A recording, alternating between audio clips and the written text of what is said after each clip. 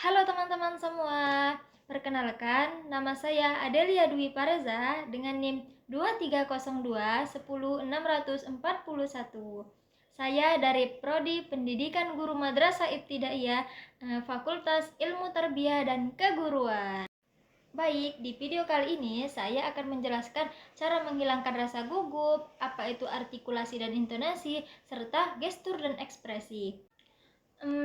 Sebelum masuk ke materi, apa sih itu public speaking? Apakah teman-teman ada yang tahu? Apa ya itu public speaking? Public speaking merupakan keterampilan komunikasi lisan yang sangat penting dalam berbagai bidang, termasuk bidang pendidikan.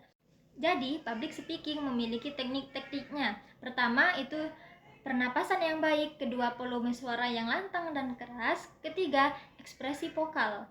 Materi pertama yaitu cara menghilangkan grogi. Bagaimana sih cara menghilangkan grogi? Dengan cara mengatur napas 478. Apa itu 478? 478 adalah 4 detik menarik napas, 7 detik menahan napas, dan 8 detik menghembuskan napas secara perlahan. Nah, di sini saya akan praktekkan. 4 detik menarik napas.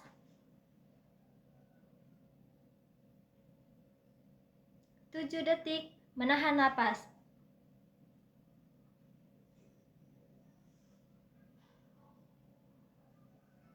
Lalu 8 detik menghembuskan napas.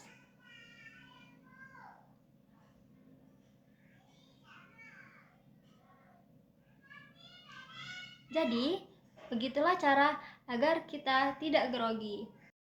Yang kedua itu ada minum, yang ketiga itu perenggangan otot,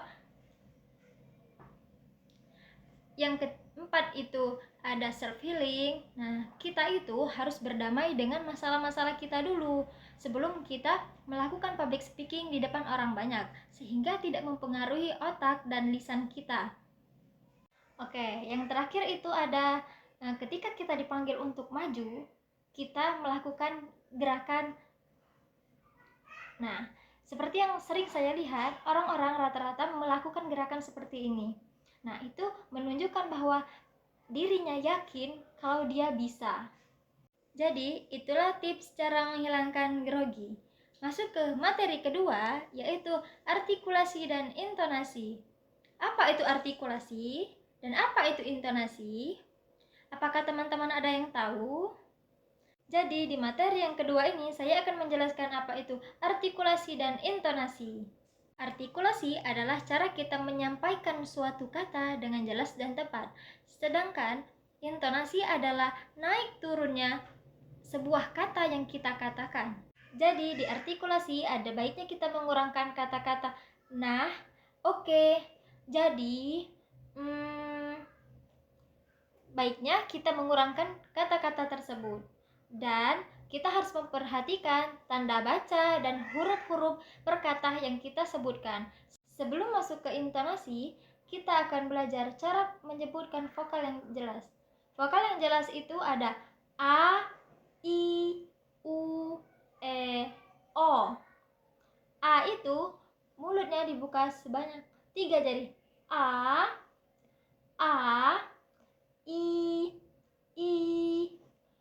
U, E, dan O. O itu berbentuk lingkaran. O. Setelah kita melakukan artikulasi, yaitu kejelasan suatu kata, dan telah melakukan praktek vokal, kita akan masuk ke intonasi, yaitu turun naiknya suatu nada bicara kita. Jadi, tujuan dari intonasi adalah agar si pendengar bisa memahami apa yang kita jelaskan dan apa yang kita katakan demi kata per kata. Seperti yang telah kita pelajarin di kelas kemarin, kita itu belajar tentang intonasi es teh manis dengan kata es teh manis. Contoh yang pertama itu es teh manis. Oke, contoh yang kedua itu es teh manis. Tujuannya itu ke nona-nona manis. Nah, di sini saya akan memberikan contoh lain, yaitu seperti aku suka kamu. Oke, aku suka kamu. Oke. Yang pertama itu pernyataan kalau aku suka barang itu atau buah itu. Oke. Pertama, Aku suka. Kamu? Yang dimaksud dengan aku suka, kamu, itu berarti aku suka buah ini, dan kamu, apakah kamu juga menyukainya? Begitu. Aku suka. Kamu? Oke. Contoh yang kedua itu aku suka kamu. Gitu. Berarti pernyataan kalau aku menyukai kamu. Saya ulangi lagi. Aku suka kamu. Gitu. Jadi, di satu kata itu memiliki dua tujuan. Nah, apakah teman-teman sudah paham apa itu intonasi? Jadi intonasi itu naik turunnya suatu nada, sehingga mempermudah si pendengar untuk memahami kata-kata yang kita ucapkan. Masuk ke materi selanjutnya, yaitu tentang gestur. Nah, gestur adalah suatu gerakan tubuh yang dilakukan saat berbicara, seperti tangan, kepala, dan gerakan tubuh lainnya. Di sini saya akan mencontohkan gestur kepala. Apakah kita besok pergi? Nah, dari anggukan itu, kita dapat menyimpulkan bahwa besok itu jadi pergi. Dengan anggukannya, kita memahami kalau besok jadi pergi. Nah, jawabannya dengan kepala geleng-geleng atau tidak. Seperti, apakah kamu sudah makan? Nah, dari gelengannya itu, kita bisa mengetahui bahwa dia belum makan. Yang selanjutnya itu contoh gerakan tangan. Oke, baiklah, di sini saya akan menjelaskan tiga fungsi mata. Nah, dari tiga fungsi mata, kita dapat melihat gestur tangan, gerakan tangan. Oke, jadi sekian penjelasan tentang gestur. Materi yang terakhir itu tentang ekspresi. Jadi, ekspresi adalah raut wajah kita yang menunjukkan perasaan kita saat sedang berbicara. Contohnya sedih, senang, bahagia, gelisah, ataupun takut. Di sini saya akan memberikan contoh senang. Yang pertama itu, kita hari ini mau pergi loh. Nah, jadi contoh senang itu menunjukkan perasaan kita sedang bahagia, tersenyum, gembira. Contoh yang kedua itu takut. Gimana ya? Hari ini aku mau tes ujian loh.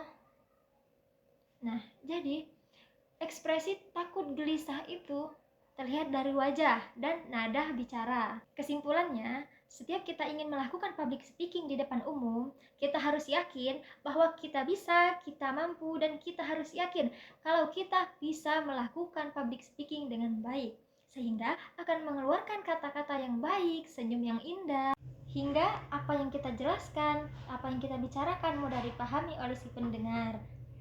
Sekian materi yang bisa saya sampaikan mengenai cara menghilangkan grogi, artikulasi dan intonasi, serta gestur dan ekspresi. Akhirul kalam, wassalamualaikum warahmatullahi wabarakatuh.